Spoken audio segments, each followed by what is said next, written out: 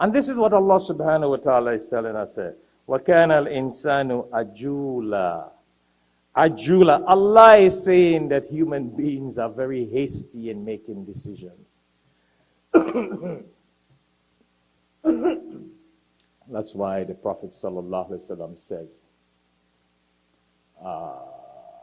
reported by Hazrat Umar radiallahu ta'ala anhu, and it has been a very strong saying of Hazrat Umar radiallahu ta'ala anhu, what he has learned from the Holy Prophet Muhammad sallallahu alaihi wasallam, that when you want to make a decision, do not make a decision when you're angry. Do not make a decision when your mind is not at peace. Don't be hasty in making a decision because we may have to regret it. Don't be hasty in saying bad things because you may have to eat those words. So what is expected from a Muslim? Not to be hasty. Not to be hasty.